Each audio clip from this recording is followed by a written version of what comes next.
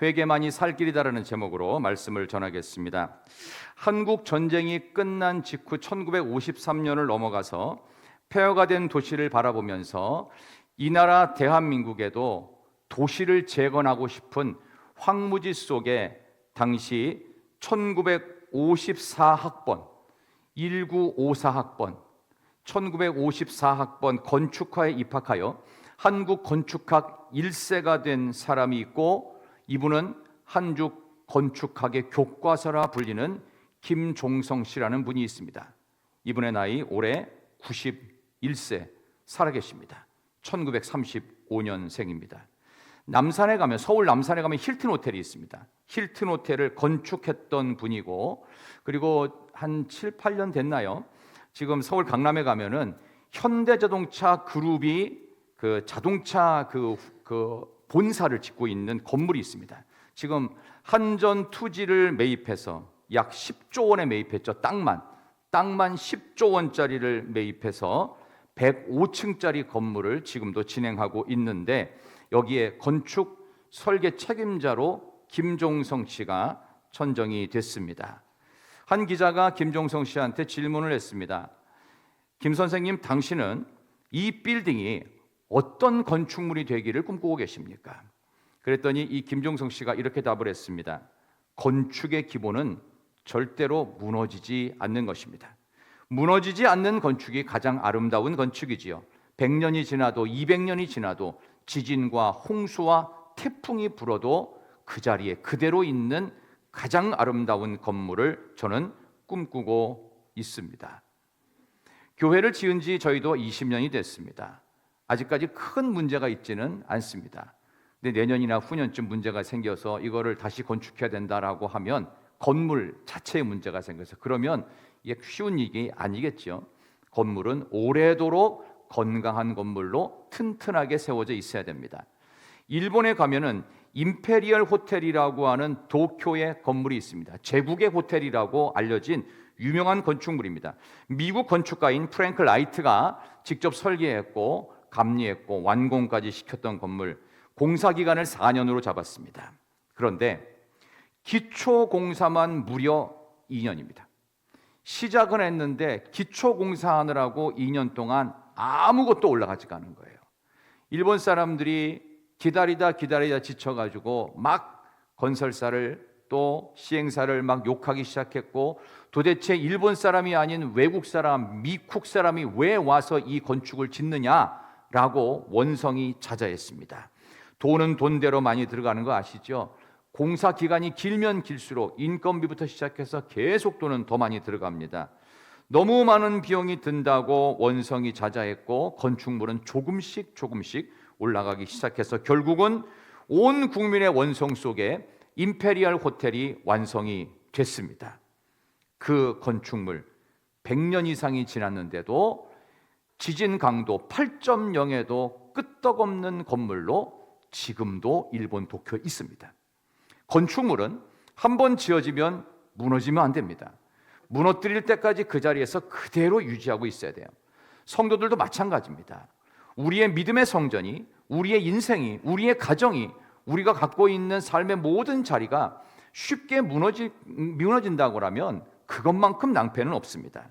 그런 점에서 우리의 인생이 가장 아름다운 인생은 어떤 세상의 풍파와 어려움과 유혹에도 절대로 무너지지 않고 그 자리에서 잘 버티는 인생, 그게 최고로 아름다운 인생인 줄 믿습니다. 우리 옆에 계신 분에게 이렇게 격려하도록 하겠습니다. 무너지지 않는 멋진 인생 됩시다. 인사하세요. 무너지지 않는 멋진 인생 됩시다. 무너지지 마셔야 됩니다. 절대 무너지지 않으셔야 돼요. 잘 버티셔야 됩니다. 끝까지 서 있는 아름다운 인생의 건축을 여러분이 하시기를 소망하면서, 느헤미야라는 사람이 페르시아라고 하는 포로된 땅에서 태어난 포로 2세, 3세쯤 되는 사람입니다. 그는 페르시아 정부의 군계 일학이 되어서 수산궁 왕의 별장에서 비서실장 겸 경호실장으로 살게 됩니다. 대단히 입지적인 인물입니다. 동생 하난이라고 하는 사람이 멀리 떨어진 예루살렘에서부터 들려온 고향 소식은 슬픈 소식이었어요. 성전은 황폐해야 될 뿐만 아니라 성벽은 다 무너졌고 쓰레기 더미로 가득한 예루살렘의 모습을 전했을 때 이 느헤미야는 슬퍼했고 금식하며 눈물로 하나님, 우리 고향 땅 어떻게 해야 됩니까? 라고 하나님께 매달립니다. 눈물로 지새던 밤이 한두 시간이 아니고 하루 이틀이 아니었는데 우여곡절 끝에 왕의 허락을 받아서 왕의 조서를 갖고 건축물자 싣고 예루살렘 총독의 신분으로 파견받아서 예루살렘으로 간 지 52일 만에 수많은 유혹과 공격과 협박과 회유 속에서 성전과 성벽을 완벽하게 재건해 냈습니다. 온 백성이 애썼습니다. 이마에 땀이 흐르기도 전에, 그것이 마르기도 전에 집안 살림살이를 대충 정비한 후에 그들은 수문학 광장에서 다 모였습니다. 귀환했던 약 5만여 명의 사람이 다 모여서 거기서 말씀 부흥회를 열게 됩니다. 말씀이 좋아서 울었고 너무나도 감사했고 나라가 빼앗겼던 상태에서도 여전히 이 나라를 다시 회복시켜 주실 기대감을 갖고 그들은 눈물 속에서 눈물을 닦아가며 맛있는 음식을 나누었고 기뻐하고 위대한 초막절을 70년 만에 지키게 되었습니다. 초막절을 지키며 왁자지껄 기뻐하며 웃음소리가 끊이지 않았던 내용이 지난주 8장 끝부분입니다. 그리고 오늘 9장, 그 다음에 진행될 이야기는 어떻게 되겠어요? 좋은 이야기가 나와야 되는데 다시 회개와 울음소리가 예루살렘 성전에 진동하게 됩니다. 24일째 되는 날 9절 1절을 보면 그달 스무 나흔 날, 초막절이 있던 그달 스무 나흔 날에 이스라엘 자손이 다 모여 금식하고 베옷 입고 티끌을 무릅쓰고 이방 사람과 절교하고 허물을 자복하면서 눈물로 하나님께 통곡하기 시작했습니다. 왜 그랬을까요? 이유는 딱 하나였습니다. 하나님이 주신 은혜가 너무 크다 보니까 이 은혜를 주체할 수가 없는 거예요. 잔치를 벌이는 정도가 아니라 하나님 앞에 확실한 다짐을 하면서 오늘 느헤미야 9장은 성경에서 가장 긴 기도문입니다. 하나님께 드렸던 기도문 요약하면 딱 하나입니다. 하나님 살려주셔서 감사합니다. 하나님 우리의 허물을 용서해 주셔서 감사합니다. 하나님 다시는 무너지지 않겠습니다. 하나님 앞에 세 가지 다짐을 하면서 그들은 눈물로 기도하며 또 기도했습니다. 3시간 서서 말씀 듣고 다시 3시간을 자복하며 눈물로 회개했다는 이야기가 오늘 2절과 3절에 계속해서 나오고 있습니다. 레위 지파 사람들도 함께 통곡하며 말씀 듣고 기도하며 또 통곡하며 그랬습니다. 그러자 백성들도 함께 통곡하고 기도하고 말씀 듣고 또 통곡하고 기도하는 일들이 반복된다고 오늘 성경은 기록하고 있습니다. 여러분, 지금 일본에 있는 임페리얼 제국의 호텔처럼 온갖 위기, 지진, 홍수 속에서도 여러분의 신앙은 견고하십니까? 여러분의 믿음의 현주소는 흔들림이 없이 그 자리에 잘 버티고 있습니까? 여러분의 가정은, 여러분의 직장은, 또 여러분의 삶의 모든 바운더리는 아무 문제 없이 튼튼하신지 오늘 본문이 우리에게 질문하고 있는 거예요. 이 시대의 마지막 보루가 되어야 할 교회가 지금 무너지는 소리가 워낙 요란하고 있습니다.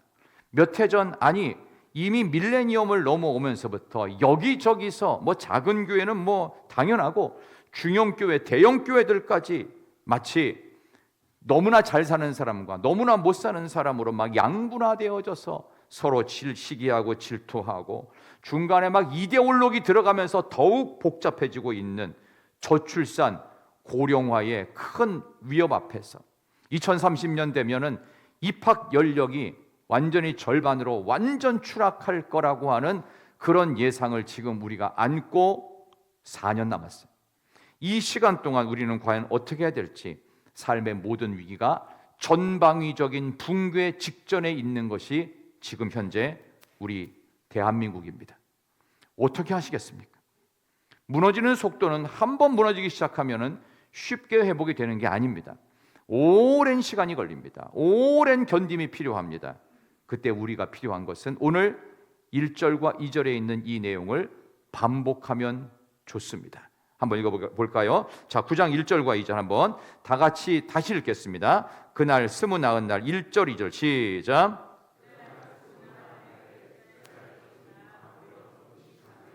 굵은 베옷을 입고 티끌을 무릅쓰며 모든 이방 사람들과 절교하고 서서 자기의 죄와 조상들의 허물을 자복하고 아멘. 첫째, 회개하는 일입니다. 회개라고 말을 하니까 너무 좀 이렇게 추상적이죠. 회개라는 말을 좀 정확하게 히브리어로 하타라고 합니다. 이거는 뭐냐? 오늘 본문의 내용을 그대로 금식, 베옷 입고 티끌을 무릅쓰고 절교하고 자복했다. 이거를 한마디로 요약해서 회개라고 한다면 이것을 구체적으로 뭘 말하는 거냐? 세상을 끊어내고 예배자로 서는 것입니다. 여러분의 삶의 모든 자리가 예배자가 돼야 돼요. 저는 얼마 전부터 우리 교회에 선교적 비전을 선포했었습니다. 기억이 나실 겁니다. 또 한 번 반복합니다. 우리 교회는 여기 대구 안에서만 머물지 않을 것입니다. 이미 몽골에는 8개의 교회가 지어졌고 우리는 6월 달에 거기를 갈 것입니다. 가장 먼 국경지대까지 저는 이번에 가보려고 생각도 하고 있습니다. 하나님께서 우리를 남방센터로 삼으셔서 태평양과 대서양과 실제로 이 동남아 지역까지 하나님께서 허락하신 모든 지역에 선교사를 파송하고 때로는 선교 헌금을 보내고 이런 일들을 계속해서 반복할 것이고 우리나라 안에도 여러 군데의 희락교회를 세울 것입니다. 아멘이 아멘. 뭐 되겠지 뭐 언젠가는 내가 죽기 전에 됐든지 내가 죽고 나서 됐든지 되면 되는 거지. 이런 뭔가 좀 절망적인 느낌의 아멘이 아니에요. 하나님께서 하신다면 하시는 거예요. 그런 점에서 우리가 진정한 센터 처치로 갈 수 있으리라고 저는 믿고 오늘 이 이야기를 통해서 우리가 해야 될 가장 중요한 회개는 세상을 끊어내고 세속을 멈추고 다시금 예배자로 서는 것만이 이 나라가 회복되고 우리가 회복되고 우리 안에 무너졌던 모든 것들이 회복되는 줄로 믿습니다. 절교라는 말이 있어요. 여기 2절에 보니까 이방 사람들과 절교했답니다. 믿음 없는 세상과 이방과 다 단절했다는 뜻입니다. 세상 방식을 버렸다는 것이 절교입니다. 물질에서 사람으로 모든 방향이 바뀌는 것입니다. 사람 낚는 업으로 프레임이 완전히 바뀌는 것입니다. 대충 살면 회개가 필요 없어요. 그러나 말씀대로 살면 매 순간이 회개일 수밖에 없는 것입니다. 그래서 여러분들 혹시라도 나 별로 회개할 게 없고 별로 나쁜 짓 안 했는데 왜 자꾸 목사님 회개하라고 그러죠? 그러면 말씀대로 안 사는 거예요. 대충 사는 거예요. 말씀대로 사는데 회개할 게 없다고요? 모든 게 회개거리예요. 모든 게 제대로 살아본 시간이 없거든요. 한 번도. 정말 100% 하나님을 믿고 지금 당장 죽음도 겁을 안 내십니까? 죽는 게 무섭습니까? 무서울걸요? 아마 무서울 거예요. 정말 죽음을 두려워하지 않고 하나님으로만 100% 만족합니다. 하나님이면 충분합니다. 라가 확실히 고백되어지지 않는다면 우리는 매 순간 회개할 것만 있는 거예요. 회개만이 있어요. 아무것도 없어요. 우리는 회개만 해야 돼요. 그거라도 시간이 모자랄 정도. 하나님 앞에 십자가 앞에 나를 초복종시키게도 인생의 시간은 짧아요. 살아갈 날이 적으신 분들이 있죠. 50대를 넘기신 분들은 평생 회개만 하고 살아도 시간이 짧다니까요. 그 정도로 말씀대로 사는 이에게 왜 회개가 없습니까? 세상과 왜 절교를 못하고 있습니까? 아직도 말씀대로 안 살아요. 그래서 마지막 죽기 한 5년쯤 전에 그때부터 좀 하시려고요? 그때 못해요. 사람은 살아온 대로 하게 돼 있어요. 그래서요, 저와 여러분 이런 말씀을 들었을 때 이스라엘 백성들이 은혜 받고 나서 그들이 했던 첫 번째, 세상과 절교했다. 말씀대로 살면서 회개의 자리에 더 많이 나아갔다. 우리에게 있어야 될 줄로 믿습니다. 우리가 금요 심야 기도해야 할 때마다 두 번째 기도가 이거죠. 회개의 영을 불어넣어 주시고 성령 충만하게 해달라고. 매주마다 이 기도를 하는데 어떤 때는 가끔 그런 생각이 들어요. 아니 매주마다 기도하는데 이번 주간에 특별히 잘못한 게 없는 것 같거든요. 뭘 회개해야 되지? 이런 생각이 들잖아요. 방법은 딱 하나예요. 하나님 말씀대로 안 살았습니다. 다 회개. 하나님의 말씀은 나와 하나님과 약속이에요. 계약 관계예요. 언약 백성이에요. 그러면 옛날에 하신 구약이든 새롭게 언약하신 신약이든 이 말씀대로 다 살아요, 안 살아요? 안 살고 못 살아요. 그럼 어떻게 해요? 다 회개해야 돼요. 하나님 말씀대로 안 살았고 말씀대로 못 살았습니다. 회개합니다. 다시금 성령께서 나를 강권적으로 인도해 주시어서 자복하며 세상을 끊어내고 예배의 자리에 다시 서게 하여 주시옵소서. 1973년에 미국 사람 템플턴이라는 분이 만든 종교계의 노벨상 템플턴상이라는 게 있습니다. 이거는 노벨이 만들었던 노벨상보다는 상금은 확실히 적습니다만은 이 템플턴상은 종교계에 있어서 평화와 영적인 리더십을 갖고 영향력이 큰 사람들을 해마다 선정해서 상을 주게 되는데, 첫 해에 73년 당시에는 마더 테레사가 받았습니다.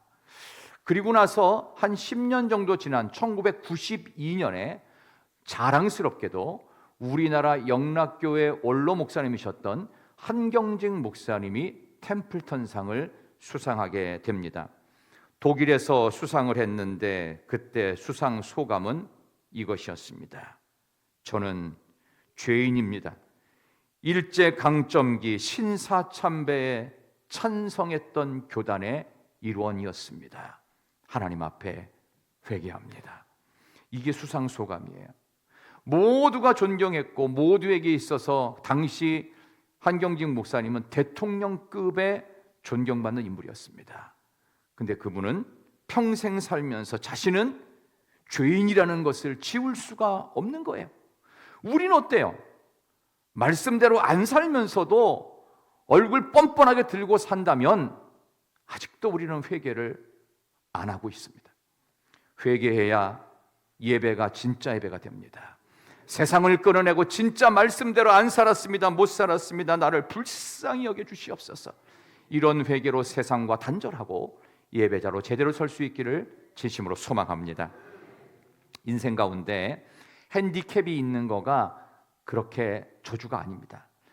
우리 인생 가운데 단순하게 나 평생 술, 담배 안 하고 살았어요 라고 하는 것이 그렇게 큰 자랑거리도 아니에요.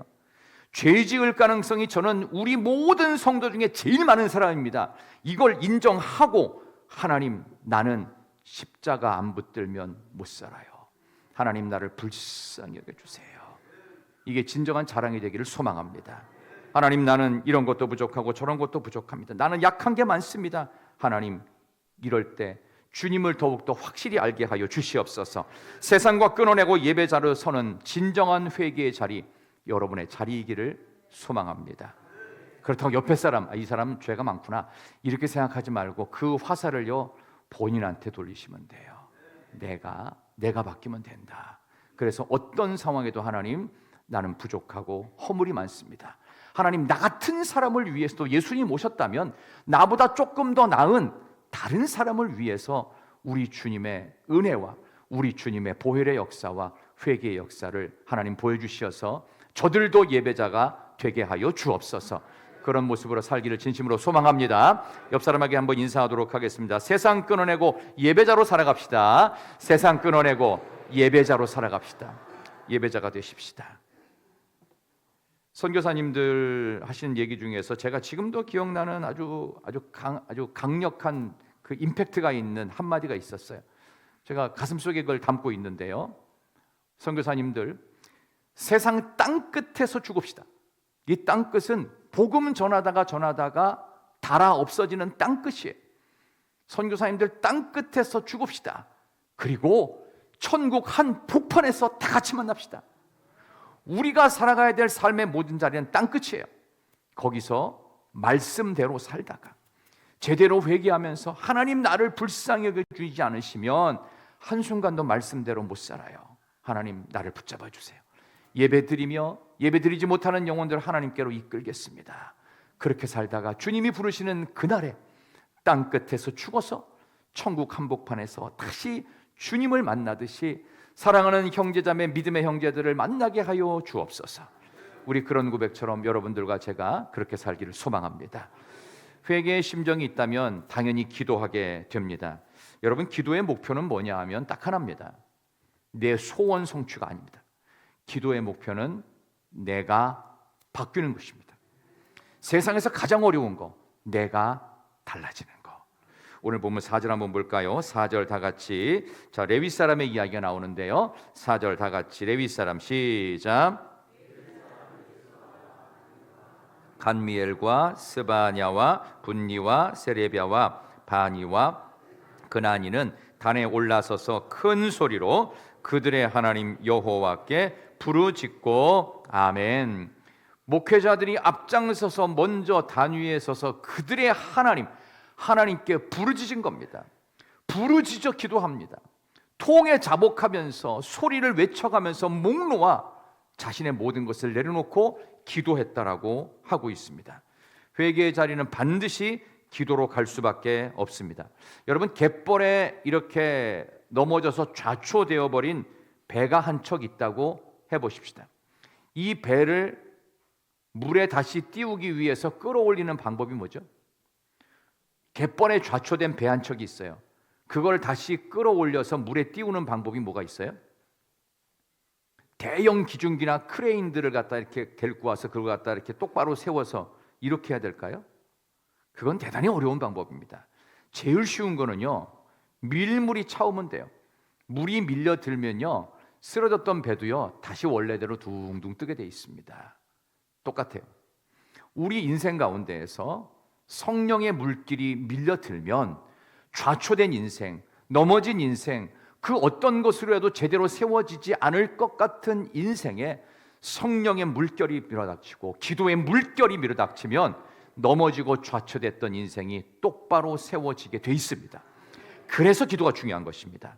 한국 교회가 부상하고 무너졌던 우리의 삶이 다시 한번 회복되어지고 부흥을 경험하는 길은 기도하는 것밖에 없고, 말씀의 물결이, 성령의 물결이 우리의 인생이 요동칠 때 넘어지고 메마른 인생, 무너질 것 같은 인생이 다시금 성령의 물 위에서 둥둥 떠다니는 복된 인생이 될 줄로 믿습니다.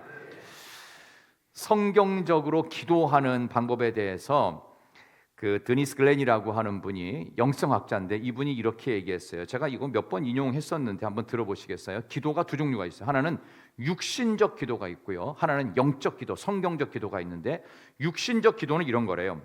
내가 원하는 것을 내가 원하는 때에 내가 원하는 방법과 내용으로 얻는 것, 이것은 육신적인 기도입니다.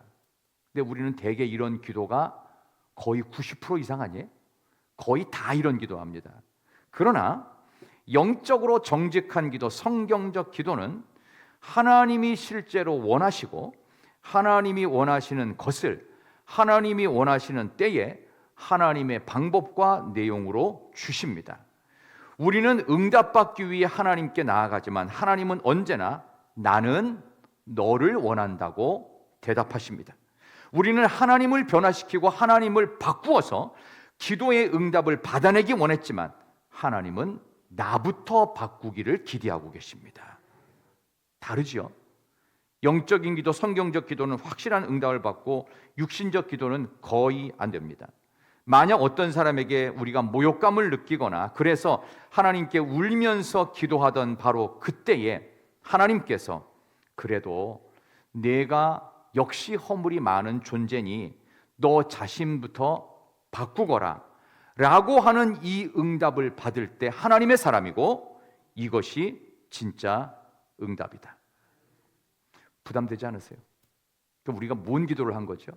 세상에서 말하는 소원 성취를 위해서 무당 앞에 가서 기도하는 내용이나 하나님께 기도하는 내용이 똑같으면 안 됩니다. 하나님은 세상의 어떤 무속 신앙의 신이 아닙니다. 하나님은 천지를 창조하시고 우리를 구원하셨을 뿐만 아니라 이 땅을 심판으로 다시 오실 심판주이십니다. 그분이 우리의 삶의 전 영역에 간섭하지 않는 부분이 없습니다. 우리의 생각도 읽고 계시고 우리의 미래도 준비하고 계십니다. 우리가 오늘 3월에 들어왔지요. 어제는 2월 28일이었죠. 이미 3월에 먼저 와 계셔서 우리가 오늘 이곳에 올 걸 준비하고 우리의 삶을 복되게 하시는 그 하나님, 그분과 함께 승리하는 저와 여러분 되기를 소망합니다. 야복 나루터에서 야곱이 이렇게 기도했다고 저는 생각이 들어서 바꿨어요. 하나님, 저 형 에서의 마음 좀 바꿔주세요. 하나님 대답합니다. 아니야, 네가 변해야 돼. 하나님, 저 형 에서요, 얼마나 무섭고 잔인한지 하나님 아시잖아요. 저 무서워 미칠 것 같아요. 그래? 너는 에서보다 더 간사하고 더 거짓된 인생을 살았다는 것도 모르니?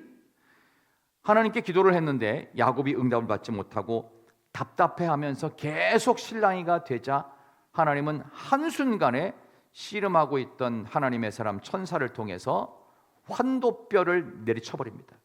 환도뼈라는 건 이 고관절뼈입니다. 고관절뼈 부러지면요 못 걸어요. 걸어도요 쩔뚝거려야 됩니다. 뛰는 거는 절대 못합니다. 그냥 걷는데 장애를 갖고 걷는 절뚝절뚝 이렇게 됩니다. 내가 안 변하잖아요. 하나님은 나의 마지막 버팀목을 쳐버리십니다. 이게 쳐버리는 사람은 복된 거예요. 근데 내가 안 변하는데 이게 괜찮아. 저주예요. 언젠가 다 박살나요. 하나님의 역사는 공평하시고 하나님의 역사는 분명하십니다.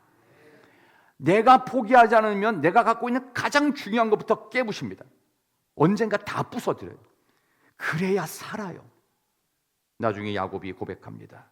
하나님이 절뚝거리면서 하나님이 나를 치지 않으셨다면 나는 아직도 변하지 않았을 것입니다.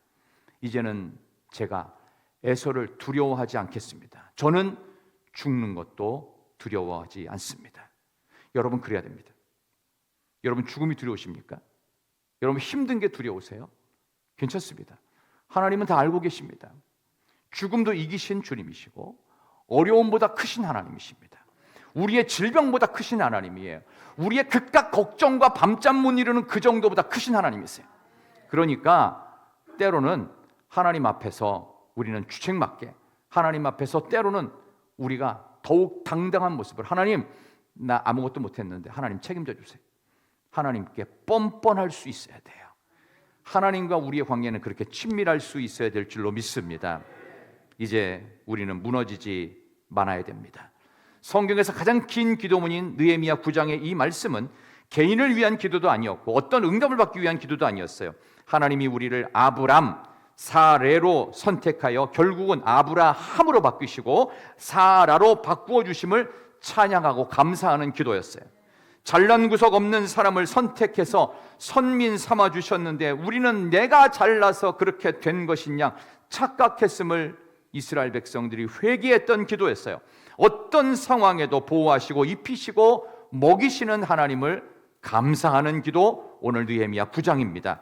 마지막 38절을 같이 한번 읽어보도록 하겠습니다. 마지막 38절 한번 같이 읽을까요? 자, 오늘 느헤미야 9장 전체의 결론이 되겠습니다. 자, 마지막 38절, 우리가 이 모든 일로, 시작.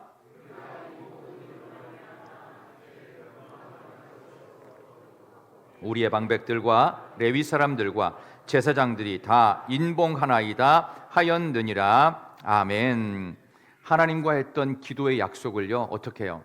다 써서 도장 찍어서 우리가 반드시 이렇게 하겠습니다 라고 하나님과 계약을 맺는 순간입니다.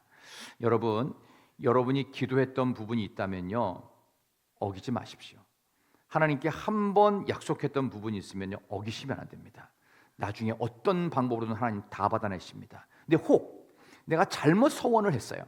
그런 경우에는 하나님께 정직하게 말을 하세요. 하나님, 제가 그때 생각이 깊지 못하고 기도 깊지 못하고 제 분위기와 들뜨고 감정이 막 복받쳐서 그렇게 했는데 저는 그것이 아닌 다른 쪽으로 더 충성하고 헌신하겠습니다. 이렇게 정직하게 바꿔야 돼요. 그냥 무시하면 안 됩니다. 하나님은 우리와 했던 약속을 반드시 지키시기 때문에 아닌 것 같은 경우는 빨리 포기를 해야 돼요. 그래서 하나님과의 약속을 끝까지 지켜가야 됩니다. 지금으로부터 140년 전 하나님께서 우리를 찾아오셨을 때 우리는 전 세계에서 가장 못난 백성들이었습니다. 나라를 뺏겼습니다. 임금은 독살당했고 명성황후 끌려가서 비참하게 일본 깡패들에 의해서 피투성이가 되어 죽어갔습니다. 그때 살 희망이 없던 젊은이들은 스스로 목숨을 끊었고 절망했고 통곡하면서 술로 하루하루를 지냈던 그 대한민국 백성을 하나님의 백성으로 삼아주셨어요. 지금 지난 140년간 우리는 붙들 게 없어서 우리 하나님을 붙들었습니다.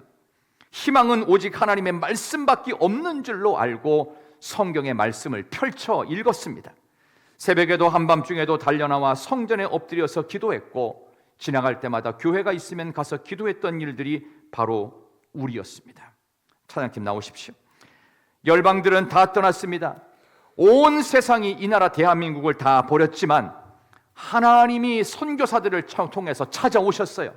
하나님이 찾아오셨고 성령께서 이 땅 가운데 임재하셔서 우리가 부를 수 있는 마지막 희망의 노래는 성령이 오셨네, 성령이 오셨네, 내 주에 보내신 성령이 오셨네.